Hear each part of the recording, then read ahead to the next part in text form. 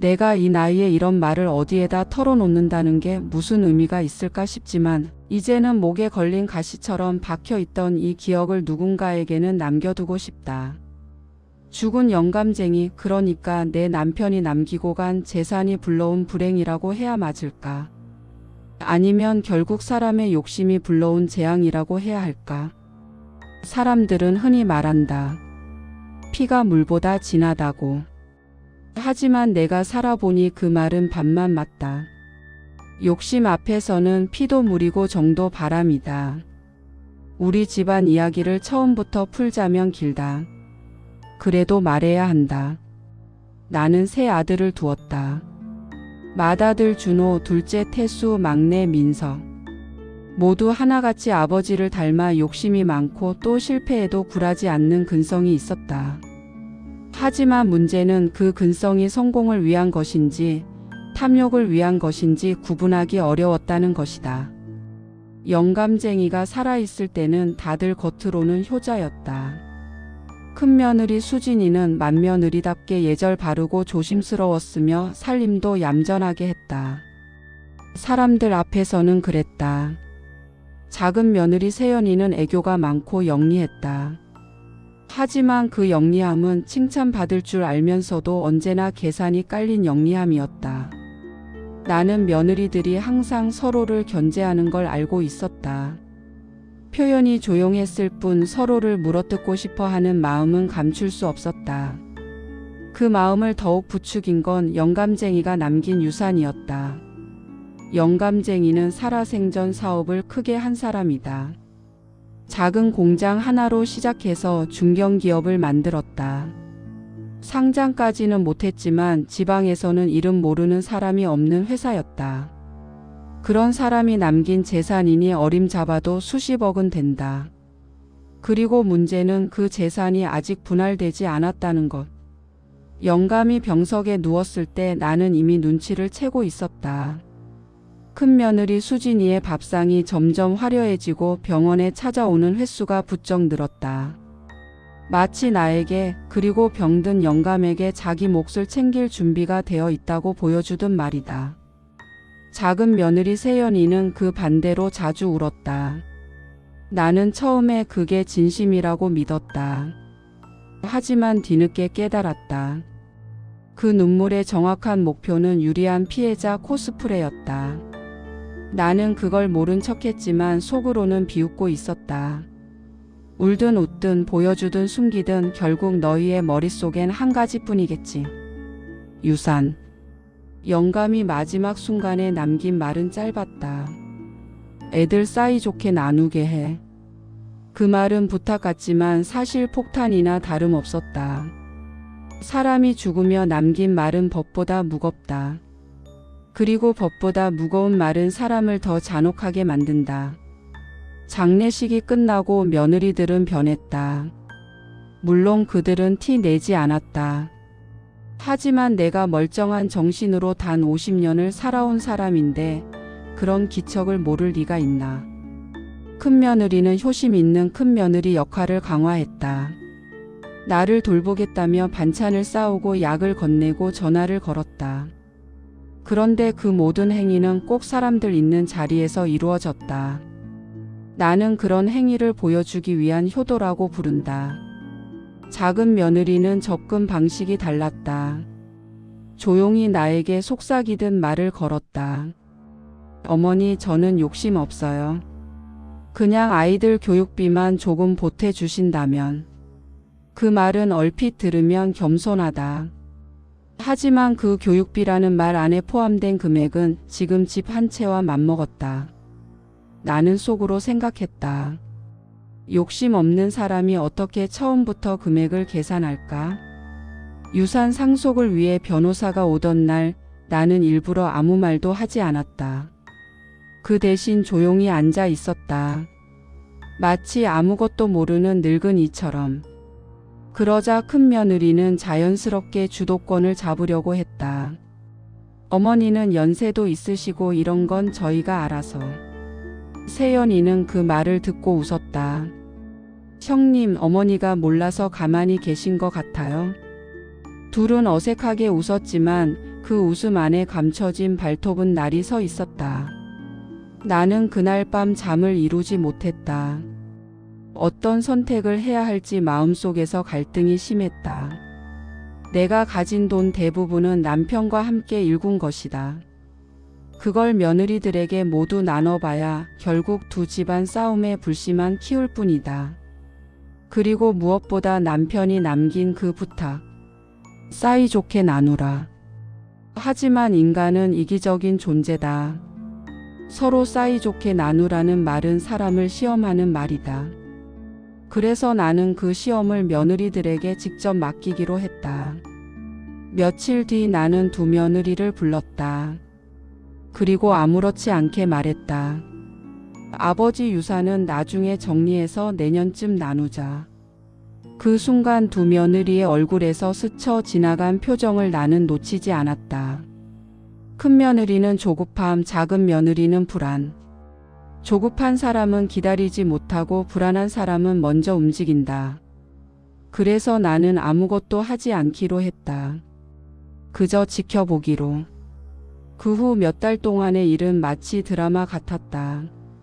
큰 며느리는 착한 척을 유지하기 위해 비용이 드는 행동을 계속했다. 선물, 돌봄, 잦은 방문. 하지만 그럴수록 그녀의 가게는 더 힘에 부쳤다. 작은 며느리는 조용히 움직였다. 남편 몰래 재산 분할 관련 정보를 수집하고 변호사에게 전화했다. 그리고 도중에 알게 된 사실을 나에게 흘렸다. 형님이 시댁 땅 담보로 돈 빌리려 했대요. 어머니 아셨어요? 나는 물론 알고 있었다. 하지만 모른 척했다. 싸움은 스스로 타오를 때 가장 뜨겁다. 그리고 결국 두 며느리는 서로를 향해 칼을 겨눴다. 처음엔 어른스러운 말싸움이었지만 나중에는 욕설을 넘어 폭로로 이어졌다. 내가 돈 빌리려고 했다며. 넌 변호사 붙였다며. 나는 그저 차를 마시며 들었다. 그 광경을 보며 한 가지 사실을 확신했다. 남편이 남긴 유산은 축복이 아니라 저주였다는 것. 결정적인 사건은 여름에 벌어졌다. 둘째 며느리가 나에게 찾아와 남편 명의의 땅을 몰래 팔아달라고 부탁한 것이다. 그러면 남편도 모르고 시댁 식구들도 모르고 나와 그녀 사이에서만 은밀히 해결할 수 있다고 말했다. 나는 그 말을 듣고 미소 지었다.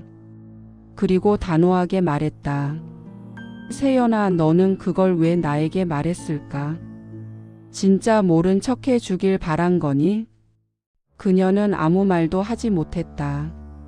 나는 그날 이후 마음을 굳혔다. 나는 변호사를 다시 불러 계약서를 작성했다.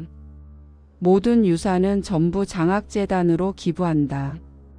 단 나의 생활비 일부만 임대 수익으로 남긴다. 아들들과 며느리에게는 단 한 푼도 직접 상속하지 않는다. 그리고 그 이유를 편지로 남겼다. 너희가 진심으로 가족이었는지 유산을 위해 잠시 가족을 연기한 것인지 나는 지켜보았다. 결론은 내가 더 이상 속을 이유가 없다는 것이다. 그 소식을 들은 며느리들은 신경질적으로 나를 찾아왔다. 큰 며느리는 울었고 작은 며느리는 차갑게 말했다. 어머니, 이건 너무하신 거 아니에요? 나는 매우 평온하게 답했다. 너희 둘은 하나도 사이가 좋지 않다. 그리고 내 남편의 마지막 유언은 사이좋게 나누라였다. 그래서 나는 하나도 나누지 않기로 했다. 왜냐면 나눌 가족이 없으니까. 그 말 이후로 그들은 더 이상 찾아오지 않았다. 지금 나는 조용히 지낸다. 남편과 함께 살던 이 낡은 집에서 혼자 밥을 해먹고 가끔 정원꽃을 들여다본다. 외롭지 않다고 하면 거짓말이겠지만 적어도 마음이 편하다. 사람들은 나를 보고 이렇게 말하겠지. 자식들에게 유산도 안 물려주는 차가운 엄마. 며느리들에게 모질게 군 시어머니. 하지만 나는 안다. 가장 모질었던 건 거칠의 효도도 눈물의 연기도 아니다. 그 모든 계산을 알면서도 끝까지 모른 척하며 지켜보기만 했던 나 자신이라는 걸. 그리고 이 글을 남긴 이유는 단 하나다. 가족을 시험하는 유산이라면 차라리 없는 편이 낫다. 나는 며느리들에게 그 사실을 가르치고 싶었다. 아니, 어쩌면 스스로에게 말하고 싶었는지도 모른다. 사람은 욕심 앞에서 사랑도 가족도 쉽게 버린다. 나는 며느리들과의 연을 끊어낸 뒤에도 한동안 마음이 불편했다. 사람이란 참 간사해서 마음이 편해지면 외로움이 찾아오고 외로움이 깊어지면 다시 미련이 생긴다. 내가 며느리들을 시험한 것이 과연 옳은 일이었을까? 아니면 나 역시 그들처럼 탐욕과 불신에 오염된 것은 아닐까? 하지만 그런 생각도 잠시였다. 가을 무렵 동네 지인에게서 뜻밖의 소문을 들었기 때문이다. 사람들은 이미 내가 유산을 기부했다는 사실을 알고 있었다. 그런데 입에서 돌고 있는 이야기의 색깔은 내 의도와는 많이 달랐다. 큰며느리는 여기저기 다니며 자신이 나에게만 유산을 몰아주기로 되어 있었는데 어머니가 마음을 바꿨다며 억울함을 토로했고, 작은 며느리는 시어머니가 나를 미워해서 고의로 기부했다며 피해자 흉내를 냈다. 나는 그 말을 듣고 웃음이 나왔다. 유산을 받지 못한 원인을 끝내 스스로에게서 찾지 않는 그 뻔뻔함이 오히려 그 결정을 굳건하게 해주는 증거였다. 그리고 그 소문은 내 귀에만 들어온 것이 아니었다. 며칠 뒤 아들 셋 중 막내 민석이 집으로 찾아왔다. 문을 열자마자 그 아이는 얼굴을 찡그리며 말했다. 엄마, 왜 그랬어요? 왜 미리 말도 안 하고? 나는 차를 내오며 조용히 물었다. 너도 돈을 원했니? 민석은 잠시 말을 잇지 못했다. 그 침묵이 답이었다. 사람은 욕심이 있을 때 가장 조용해진다. 그는 결국 솔직해졌다. 나는 형들처럼 다 가지려던 건 아니에요. 그냥 부모가 남긴 걸 받는 게 당연한 거 아닌가 해서. 나는 고개를 끄덕였다. 사실 가장 흔한 탐욕은 노골적인 욕심이 아니라 당연하다고 믿는 권리의식이다. 나는 말했다.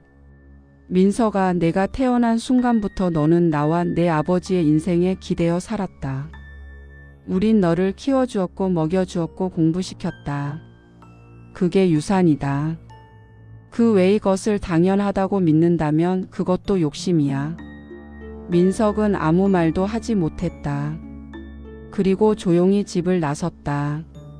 그 아이의 뒷모습에서 나는 실망과 상처를 동시에 느꼈다. 겨울이 찾아왔을 때 또 다른 일이 벌어졌다. 큰며느리 수진이가 남편 준호와 별거를 시작했다는 소식이었다. 가게 상황이 심각해지자 서로를 탓했고 결국 무너진 것이다. 아이들까지 친정으로 보내고 재정 상담을 받으며 살고 있다는 소식이 들려왔다. 나는 그녀가 처음으로 우리 집 문을 두드렸을 때를 떠올렸다. 그녀는 정성껏 반찬을 해오고 아픈 시아버지 곁을 지키며 항상 우리 가족을 위해서라고 외쳤다. 하지만 그 모든 행동은 결국 자신이 받을 몫을 정당화하기 위한 투자였던 셈이다. 투자에 실패한 사람은 언제나 다른 원인을 찾는다. 사랑이 아니라 계산이었다면 그 끝도 이처럼 잔인할 수밖에 없었다. 작은 며느리 세연이의 상황도 다르지 않았다. 비밀리에 진행하던 변호사 상담이 남편 태수에게 들키며 집안은 난리가 났다. 태수는 배신감을 느끼고 결국 집을 나갔다. 세연이는 아이들을 데리고 홀로 남았다. 그리고 그녀 역시 주변 사람들에게 자신이 억울한 희생자라고 말했다. 나는 조용히 생각했다. 희생자는 자신을 증명할 필요가 없다. 억울함을 외치는 사람일수록 억울하지 않다. 나는 밤마다 창가에 앉아 차를 마셨다. 그리고 생각했다. 만약 내가 이 유산을 나눠줬다면 아들들은 싸움에 더 깊이 빠져들고 며느리들은 서로를 더 혐오했을 것이다. 돈을 얻고도 마음을 잃었을 것이다. 그리고 그 상처는 내가 죽은 뒤에도 이어졌겠지. 나는 남편이 사진을 바라보며 중얼거렸다. 영감탱이, 당신 말대로 사이좋게 나누게 할 방법은 나누지 않는 거였어. 그 말은 스스로를 위로하는 변명 같기도 했지만 지금 내 선택을 후회하지 않는 이유이기도 했다. 며칠 전 재단으로부터 연락이 왔다. 기부금을 기반으로 지역 장학생 30명이 선발되었고 그중 몇 명은 학비를 감당하지 못해 대학을 포기할 뻔한 아이들이었다고 했다. 그 아이들의 이름이 적힌 명단을 바라보며 나는 처음으로 유산이 제대로 쓰였다는 확신을 가졌다. 그 순간 깨달았다. 돈은 피를 갈라놓지만 때로는 남에게 흘러갈 때 의미를 가진다는 것을. 그리고 지금 나는 이 글을 적는다. 이 긴 이야기가 내 삶의 고백인지 혹은 스스로를 정당화하기 위한 기록인지 나도 잘 모르겠다. 하지만 한 가지는 확실하다. 나는 며느리들에게 복수하려 한 것이 아니다. 다만 그들에게 그리고 나 자신에게 보여주고 싶었다. 사람이 진짜 가족인지 아니면 가족을 연기하는 벼룩 같은 존재인지 드러나는 순간은 사랑을 줄 때가 아니라 나눌 것을 앞에 두었을 때라는 사실을. 혹시 이 글을 나중에 누군가 읽는다 해도 나는 비난을 감수할 준비가 되어 있다. 왜냐면 세상은 언제나 결과만 보고 판단하니까. 나 역시 그랬으니까. 하지만 만약 누군가 비슷한 상황에 놓여 있다면 이 말만은 기억했으면 좋겠다. 유산이 가족을 증명하는 기준이 되어서는 안 된다. 그 순간 가족은 이미 죽은 것이다. 나는 오늘도 조용히 남편의 사진 앞에 앉아 말한다. 나는 이제 미련 없이 보낼 준비가 됐다. 너희에게 줄 유산은 끝났지만 내가 배운 교훈은 아직 살아있다. 그리고 마지막으로 이렇게 적는다. 이 글은 고백이 아니라 유서다. 사랑을 믿었던 사람의 유서이자 욕심을 놓아버린 노인의 유서. 내가 떠난 뒤에도 이 진실만은 남아있기를 바란다.